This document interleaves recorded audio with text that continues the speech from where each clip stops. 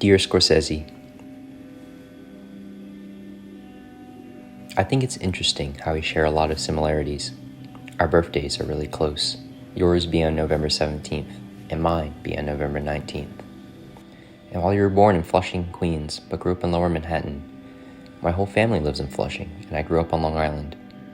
But what strikes me the most is that we both grew up with severe asthma, making us quite unathletic, and therefore turning to cinema instead. Your love for cinema has inspired me. I remember when I first watched Taxi Driver as a freshman in high school, which left me with a deep urge to learn more about different forms of cinema. However, I must admit, it wasn't your films that really made me want to make my own. It was actually Spike Lee's Do the Right Thing, Alfonso Cuarón's Children of Men, Giuseppe Tornatore's Cinema Paradiso, and Ramin Bahrani's Chop Shop. Don't be mistaken. I enjoy your films that depict masculine violence through organized crime and more. But it wasn't until I started seeing little bits of myself, or what I care about within certain films, that I began to shift from being merely a spectator towards a practitioner. However, I deeply admire your passion for preserving the art of film. Your New York Times op-ed made me reconsider not only what I considered to be cinema, but cinema as a democratic and egalitarian medium. But I sometimes wonder, what is one young filmmaker's place in an industry that is under the threat of a growing capitalist hegemony, especially for a filmmaker who is not white and working class, and for female, transgender, and non-binary filmmakers as well? How does one make it in an industry without wealth or connections? I don't know much about production, yet. I didn't go to NYU Tisch or USC School of Cinematic Arts.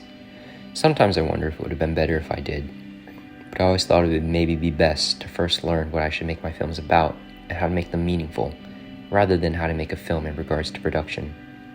I owe a large part of my film education to New York. This includes a wonderful community of documentary nonprofit organizations, like Maisel's Documentary Center in Harlem, which has opened me to a world of documentary filmmaking and the power of cinema to engage community. Moreover, in many ways, my knowledge of photography has also informed a lot of my filmmaking pursuits. I enjoy street photography and photos by Diane Arbus, Joel Meyerowitz, Gary Winogrand, Corky Lee, and more. To capture life in its most banal and candid form is what makes me drawn to the image. New York and its museums have given me access to a universe of the arts that I couldn't have imagined of otherwise, something that I didn't always have access to throughout my academic career. I'm appreciative of art institutions that exhibit work that is seldom seen by the general public. I think there is so much to be learned from different artists, especially those who draw from different disciplines and experiences to express their own truths and originality through art. The truth is, I wouldn't know anything about art if it weren't for cinema in New York. My entrance to cinema were films that this city had such a presence in. Films by you, Spike Lee, Noah Baumbach, Nora Ephron, and more.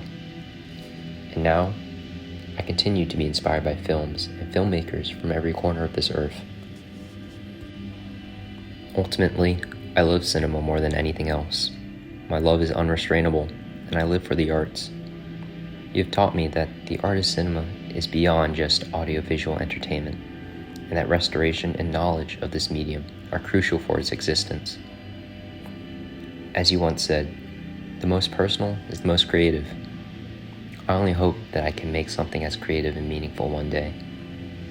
Sincerely, a young aspiring filmmaker.